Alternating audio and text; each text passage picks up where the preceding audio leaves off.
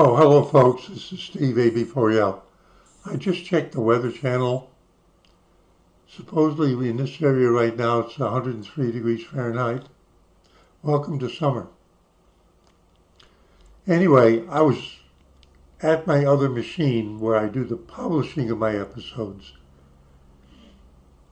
And YouTube presented me actually this video.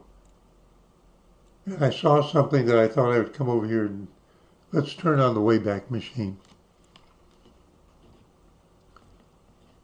Car owners, thousands of Florida drivers, this is the title of the episode. Thousands of Florida drivers report car paint peeling off in sheets. And apparently this car is a certain Korean brand. And they're saying that sometimes you get little chips coming off, but mostly it comes off in sheets. So what you can see is that the primer on the metal, primer paint on the metal, was white, and then they finish coated it with that color, which is opaque.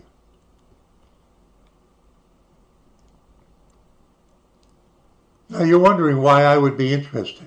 They're saying this is happening to thousands of cars all over, especially in Florida. I wonder if it's got anything to do with the temperature. Why would I say that? Now this is not going to be long. In the 1960s,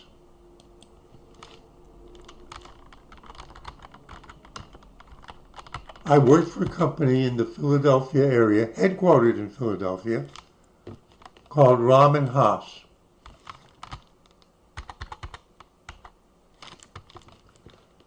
Looks like that's their corporate headquarters buildings in downtown Philadelphia. The picture's taken in 2007.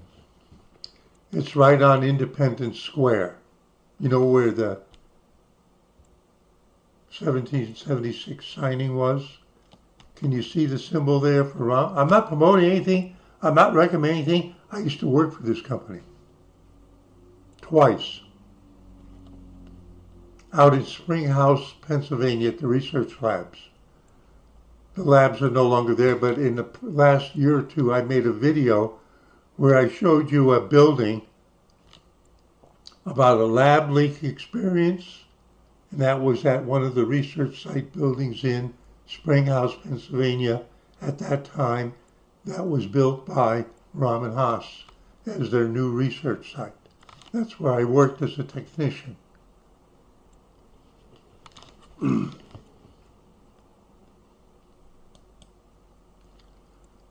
So what you do is you say car paint. Haas car paint.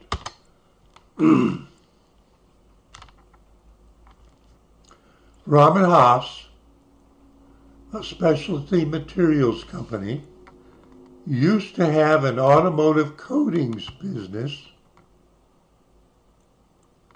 but it was sold to Nippon Paint in 2006. Now that would be a Japanese company, right? The sale included Haas's North American automotive coatings business, along with their interest in two joint ventures with Nippon Paint. Now, I don't know anything about that. Then it goes on, this is the AI summary. Additionally, Haas sold their European automotive coating business to Matter Group, whoever they are. See the umlaut, so we know it's German or Austrian.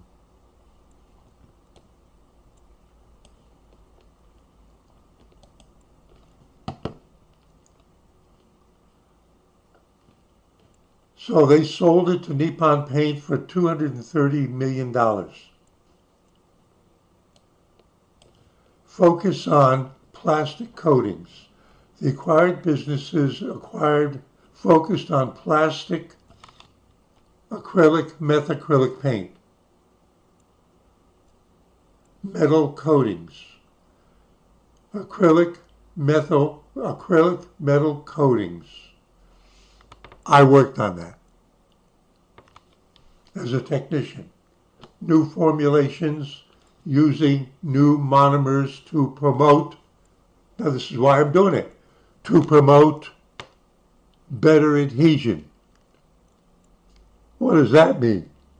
What does it mean to promote better adhesion?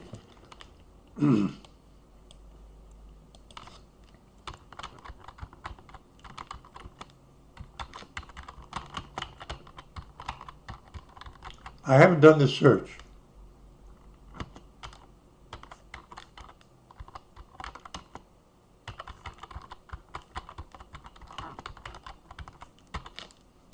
Promote better adhesion, acrylic automotive paint. Let's see what the AI genius says. Pardon my frog. It must be the heat. I'll try to wipe the audio track. To achieve better adhesion of acrylic automotive paint, focus on meticulous surface preparation, including proper cleaning, sanding, and priming.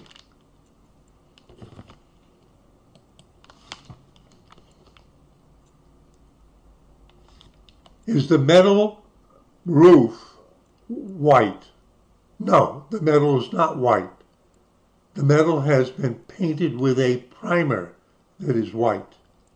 And then the finish coat was sprayed on after that. And clearly they're super genius engineers didn't pay any attention or do any significant testing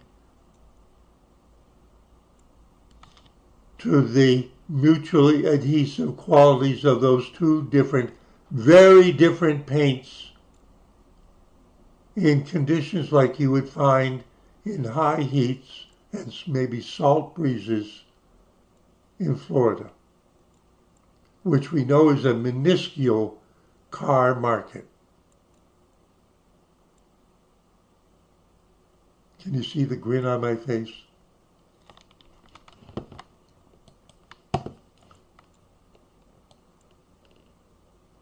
Initial wash. Wash the vehicle thoroughly with a mild automotive detergent. Pay attention to areas where acute, but this is factory, right? Degreasing. Final wipe down. Proper sanding. Oh, you mean the primer should have some kind of fine grit sanding? Look what it says. This is if you were doing it yourself on your hot rod. That's what this is. This is what this instruction is. You bought an old junker, like a 1949 Ford, like my first car. You strip the paint off because it looks shit. You sandblast it down to the steel, and then you go through these steps, and you buy these custom paints through the automotive stores, the primer and then the finish, and you spray it on yourself. And then you go to the auto shows and show off your car. That's what this is about. But in a certain sense, it's no different than the manufacturing process. Sanding removes the old paint and gives you a smooth surface for the new paint. Okay. Grit, the sandpapers have different grits to them. And then you got to make sure you have your consistent sanding. And then you do a suitable primer. Importance. Primer seals the surface, creates a protective barrier, and provides a uniform base of the color glue. It's essential for paint adhesion and minimizing risk of peeling. I've never seen this before. The correct primer application, choice, application, and finishing is essential to promoting final adhesion of the finish coat.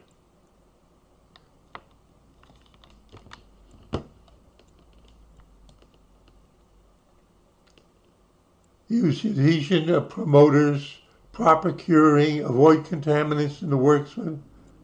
Test compatibility. If using different products, ensure they are compatible with each other to prevent adhesion failure. Check the manufacturer's recommendations or perform a test spray on a scrap surface.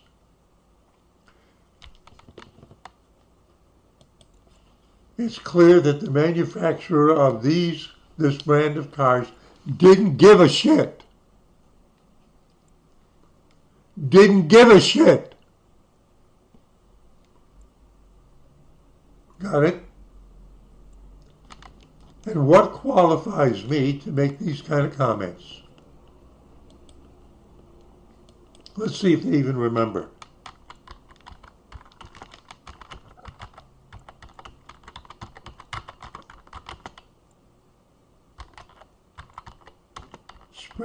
Ramen House Research Labs, Springhouse, PA. Let's see if it even knows.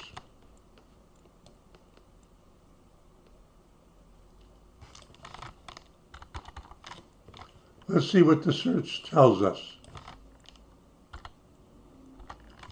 Ramen House Company, situated in Springhouse, Pennsylvania, is a hub of innovation in the field of materials science. Science History Institute, I haven't done this before. Science History Institute Digital Collections. Aerial view of Springhouse Research Labs facility. Aerial view of Ramen House Company Research Lab facilities in Springhouse, Pennsylvania. Now wait a minute. U.S. Environmental Protection Agency, Dow Chemical, they bought Ramen House. Formerly Ramen House Springhouse something. This is January 19th, 2017 snapshot.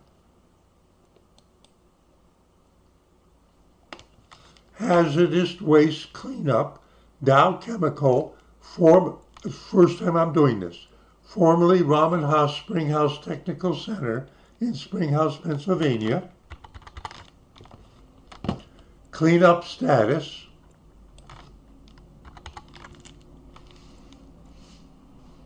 See, my mind wanders, but I'll be teaching you something. Continued monitoring shows that contamination levels are low, remain on site, and have never been detected in local municipal, this is perfect, local municipal drinking water wells at North Wales Water Authority. So in other words, when the site stopped being a chemical research lab site for Dow, which was Ramen House, where I worked in the up until September 1971,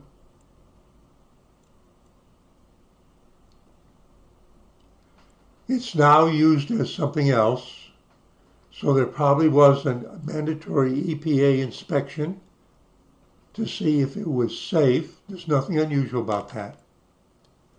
Therefore, groundwater is not a risk to human health, or I'm going to show you something about that, or the environment from this site. The most recent groundwater sampling activities, EPA has data performed September 2009, analytical results for tetrachloroethylene, PCE, and trichlor, those are solvents I used, were below their respective maximum contaminant. In other words, they're giving it a pretty much, and it was at 727 Norristown Road, Springhouse, Pennsylvania, 140-acre site, formerly Ramen House Springhouse Technical Center. Now let's go there with Street View.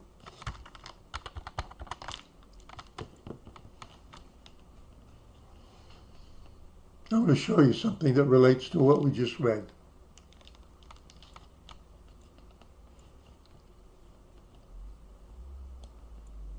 There's Norristown Road.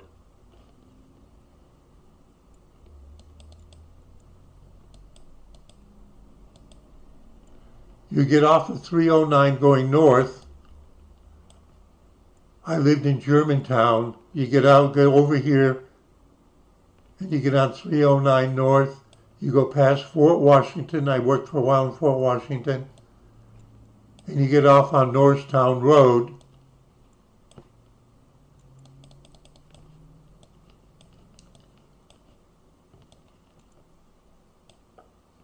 And you go over here to enter the site.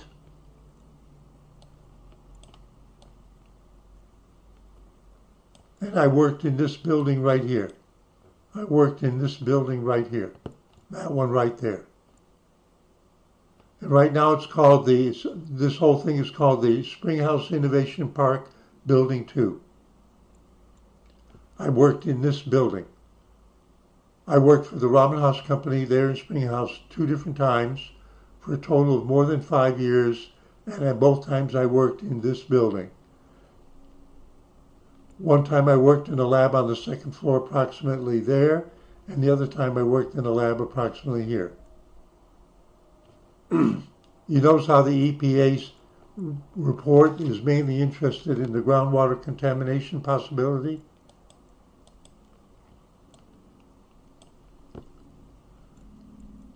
Here's McKean Road. The Springhouse facility was this entire site that I'm drawing the arrow around. You see this field right here? Now here are the research buildings. There were 5 of them. Parking lots, cafeteria, on-site nurses' office. But you see this field right here? You notice there's no building on it? You know why? Because under this field were 2 gigantic septic tanks. 2 gigantic septic tanks. So as we worked in the labs and we poured stuff down the drain, we were working with emulsions, which are water-based paints. Emulsion means that the plastic component was made soluble with detergents so that it would evaporate the water and the micro things would dry out and form an acrylic surface on the metal. That's what acrylic paints are, that are non-solvent based, meaning not toluene but used water instead. So as we used water in our daily research efforts and the water goes down the drain, it was piped alternatively from all of the buildings, all the labs, to one or the other of the big septic tanks in there. And while one was the drain for that day, the other one was being mixed and extensively tested by Robin Haas for contaminants, and then they worked on it to decontaminate it, make it safe, before they then opened the drain to go into the drainage sewer system of that town.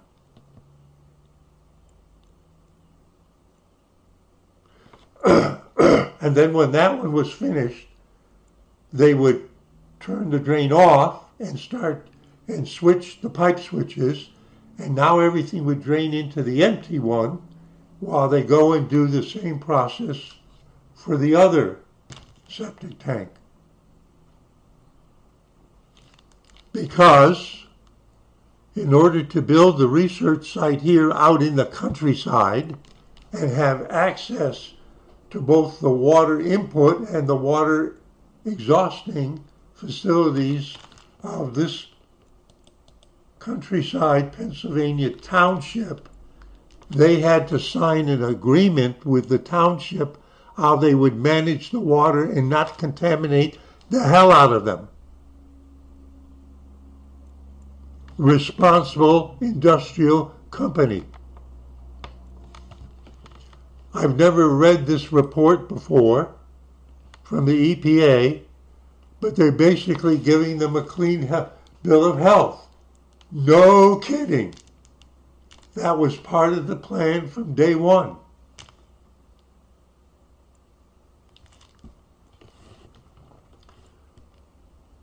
When I went to work for them the first time, the facility had just been built the year before. It was state-of-the-art industrial research lab. Safety, safety, safety.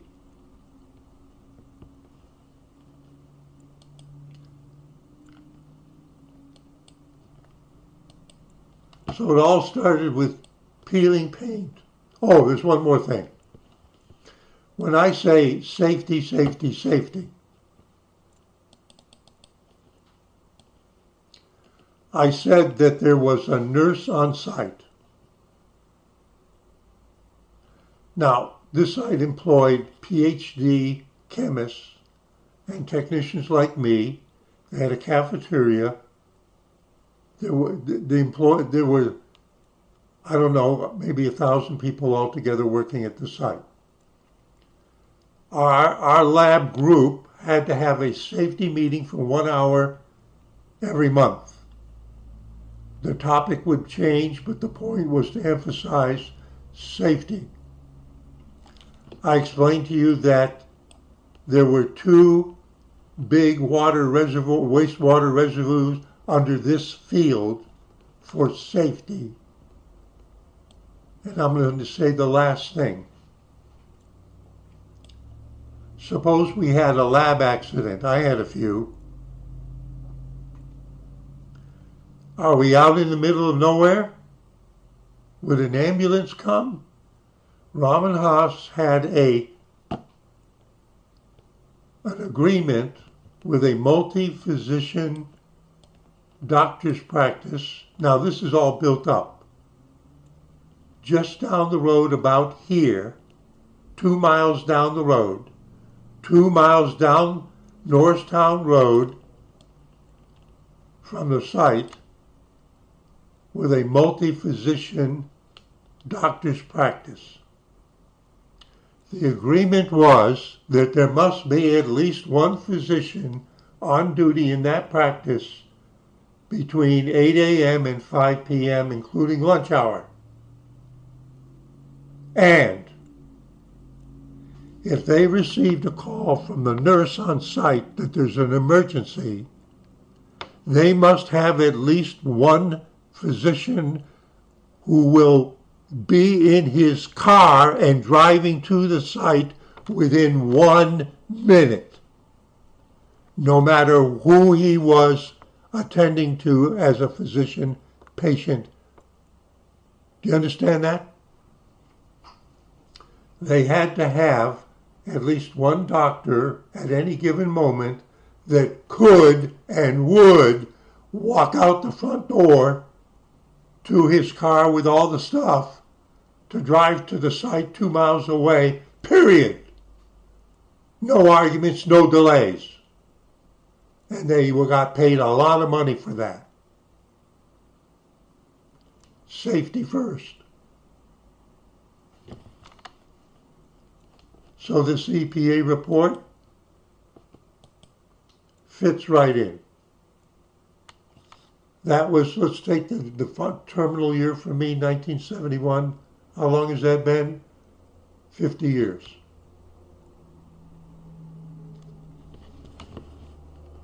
See, when I get going, you never know where it's going to end up. I just saw this peeling paint and I went, I used to work on formulations. That wouldn't happen. They went cheap. Steve A. for you, just letting his mind wander and doing a little brainstorming too.